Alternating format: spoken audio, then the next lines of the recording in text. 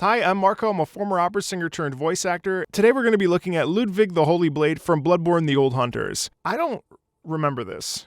I know I played this, but I don't remember this particular fight. I don't remember this music at all. So this is going to be a true blind react. So let's just dive right in. I have no idea what I'm going to say or what I'm going to feel about this piece.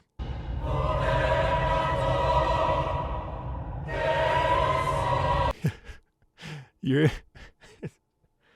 that soprano line.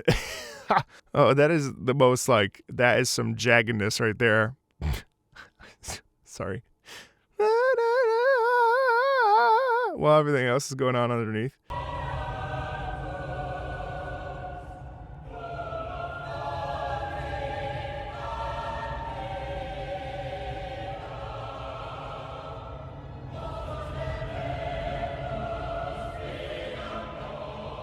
Ooh, listen to those strings underneath.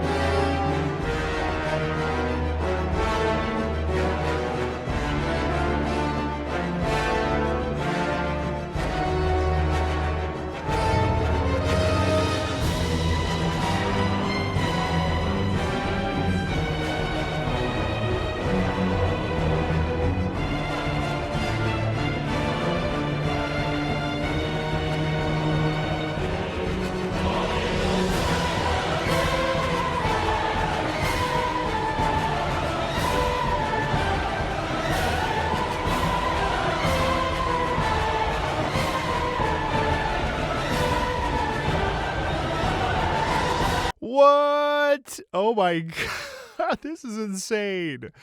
First of all, talk about an opening. We know that when things get crunchy like that, it's so funny because when I first heard The Rape of Lucretia, when I was in undergrad, I was so used to Western, romanticism, Puccini, Verdi, things like that sort of follow a structure that we understand. It's very melodic. It's very, there's a lot of un-chan-cha, un-chan-cha, un-chan-cha, un-chan-cha. It's very, straightforward. La donna immobile, qual più mal vento, muta d'accento e di pensiero. It's very easy on the ears. There's not a lot of this, there's none of this sort of... And as this, it's so interesting, this starts that way. It leads into this rhythm in the strings, and then the bass, the brass comes in. And who doesn't love a brass anything? I mean, brass really elevates a piece and really gives it some body and some weight. If you think about Prokofiev's Romeo and Juliet, bum, bum, bum, bum, bum, ba-dum, ba-dum, ba-dum, ba-dum, ba-dum, ba-dum. Here's an example. So that has a similar which is extremely interesting and not dissimilar to this. Obviously, it's completely different structurally, but this is some jacked up stuff over here. And it's just incredible how each of the pieces in the Soulsborne series really elevate. They're all used to highlight the bosses, and that's, I think, when we talk about these games, I don't care about finding, being spoiled about finding a location or where a boss particularly is. But if I get spoiled by what the boss looks like, I get kind of upset because the bosses are some of the coolest. The fights are so cool that it's a disservice if you get spoiled on something. Also, I looked up a picture of Ludwig, and I mean, this grotesque, disgusting, just vile creature. Again, I don't know. I don't remember the context at all. This music really fits. And I just love that everything kind of coalesces here into a proper melody. And we had the singers kind of doing this really, really, really kind of disgusting, crunching music at the very beginning of this piece. To then now be in this melody is very cool. And what a cool piece. Wow. I'm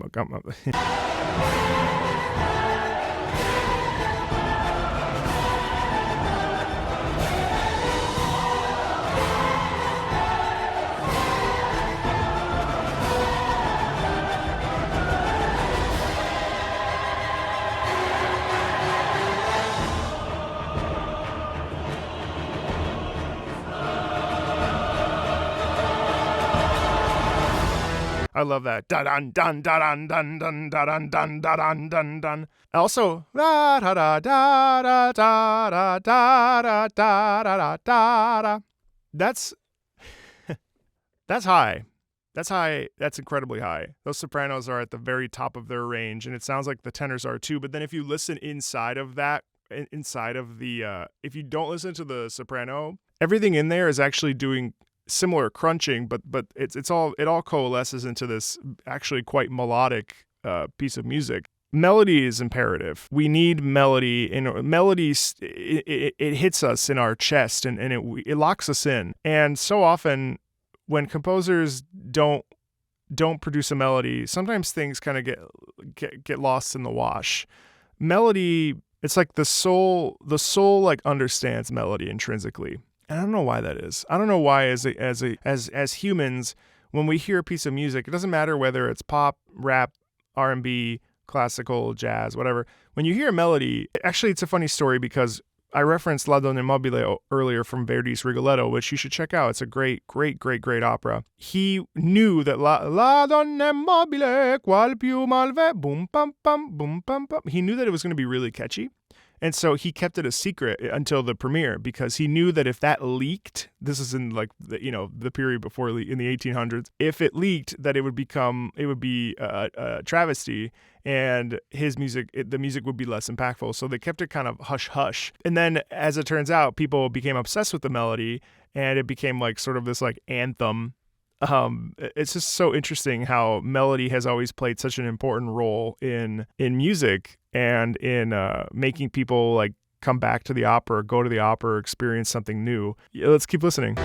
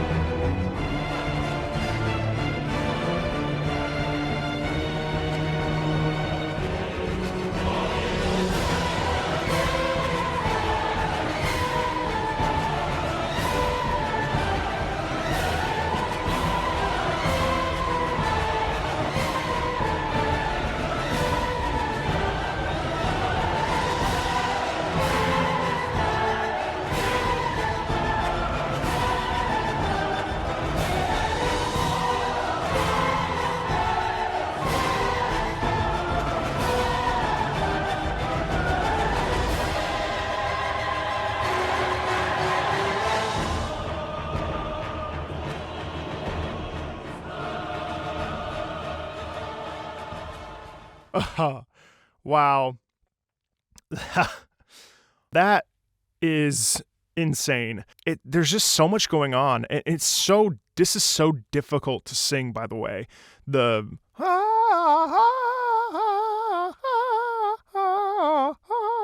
mean, that's all in the upper range of the female voice for sure, but also like I was listening to the tenor section, and there's also a bit of,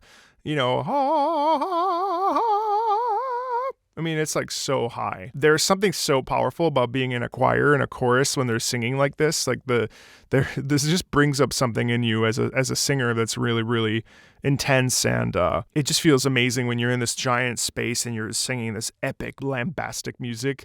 You know, to me, this sounds like this wants to be happy. Da da da da da da da da da. But there are some steps in there that make it not feel right. It sounds like a dance, but the dance is twisted and deformed, which I looked at a picture, and that makes sense based on the character that we're fighting against. And you know, it has a desire to be major. It has a desire to be positive. It has a desire to be fun, but there's something just completely not right about it. You know, the opening section that I had such a visceral reaction to is very, very disturbing, and I think that makes sense based on the deformity of the character.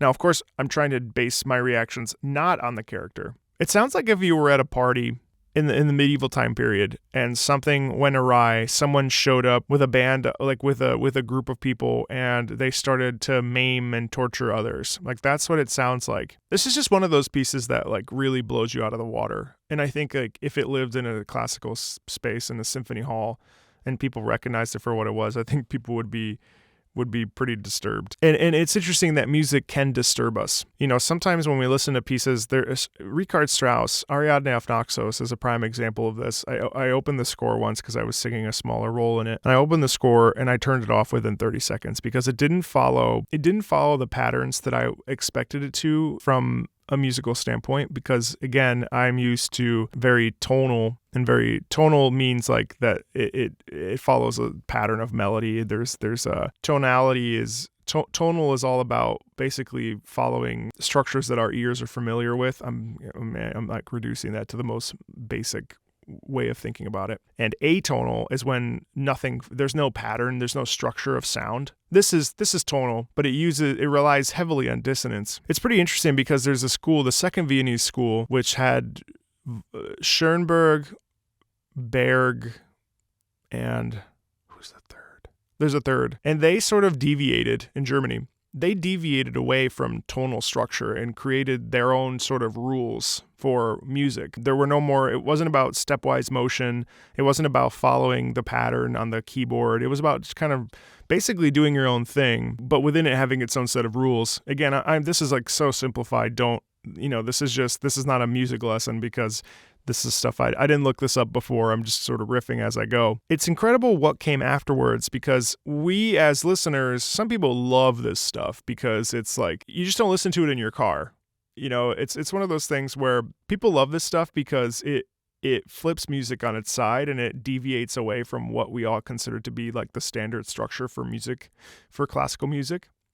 And the second Viennese school was like, nah, I'm going to do my own thing. But you just don't listen to it in your car. Now, I think I could listen to this in my car, but, I'm not going to sit there and like play it and be like, hey, listen to this amazing piece of music.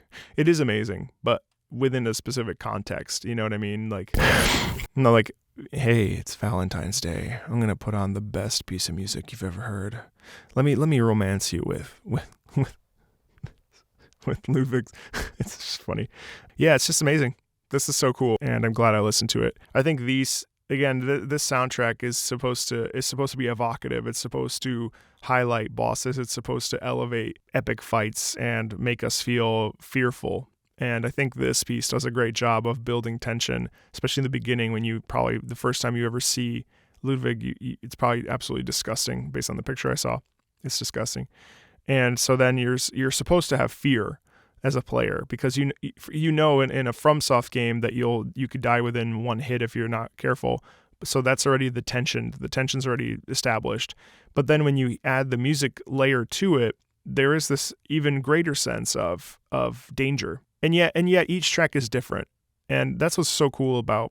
They could easily follow a form, but they don't. Each track is incredibly unique to the enemy type and to the boss, and it elicits just like a pretty violent, visceral, kind of like guttural, this is not right reaction. Pieces like Ariadne auf Naxos that at first, when you first hear them, you're like, wow, this doesn't follow any of the things I'm used to. This is awful. I hate it.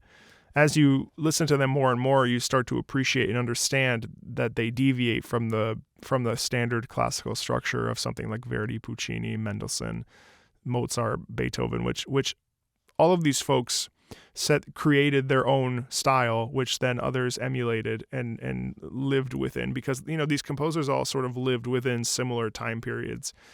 They overlapped, and I think we like to think of history as like this happened, then this happened, then this happened. If you look at Brahms, Robert Schumann, Clara Schumann, Franz Liszt, and I forget who else, they all lived at the same time. And in fact, Robert Schumann was married to Clara, but Brahms was in love with Clara.